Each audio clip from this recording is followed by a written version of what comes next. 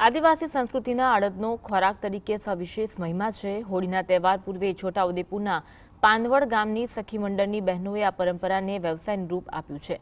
કોઈપણ મશીનરી વગર હાથથી બનાવેલા દેશી પાપડની માંગ આજે સમગ્ર પંથકમાં વધી છે। છોટાઉદેપુર જિલ્લામાં અડદ એ આદિવાસી સમુદાયનો લોકપ્રિય ખોરાક છે। ધાર્મિક ઉત્સવો અને સામાજિક પ્રસંગોમાં અડદના ઢેબરા અને પાપડ બનાવવાની સદીઓ જૂની પરંપરા આજે પણ એટલી જ જીવંત છે। હોળીના તહેવારમાં દરેક ઘરે પાપડ બનાવવાની આ પરંપરાને વ્યવસાયમાં બદલવા પાંદવડ ગામની સખી મંડળની બહેનો આગળ આવી છે। તેમણે પાંદવડ પાપડ પ્રોડ્યુસર ગ્રુપની રચના કરીને દેશી પાપડનો ગૃહ ઉદ્યોગ શરૂ કર્યો છે। આ ગૃહ ઉદ્યોગની વિશેષતા એ છે કે તેમાં કોઈ પણ પ્રકારની મશીનરીનો ઉપયોગ થતો નથી। બહેનો જાતે જ અડદની દાળમાંથી લોટ બનાવી અને તેની પરંપરાગત રીતે કૂટીને હાથથી પાપડ વણી રહી છે।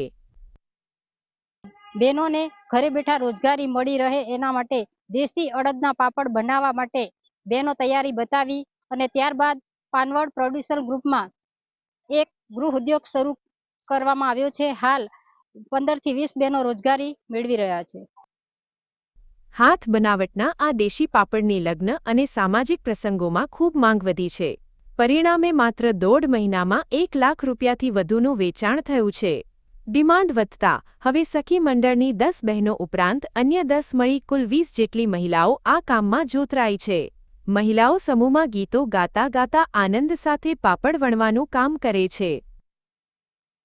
અત્યારે અમે 15 થી 20 બહેનો પાપડ બનાવવા આવીએ છીએ અને જો અમારું વધારે વેચાણ થાય અને તો અમે 50 થી 60 બહેનો પણ રોજગારી મેળવી શકશે।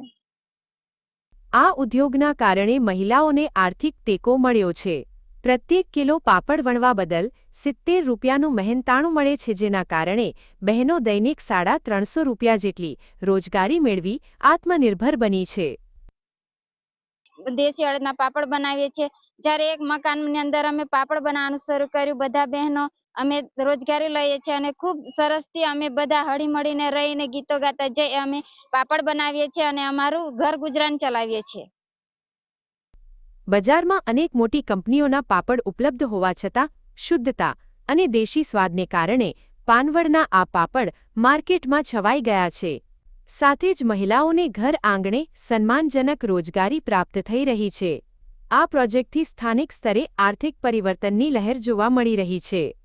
રફીક ડણીવાલા, GSTV, છોટાઉદેપુર।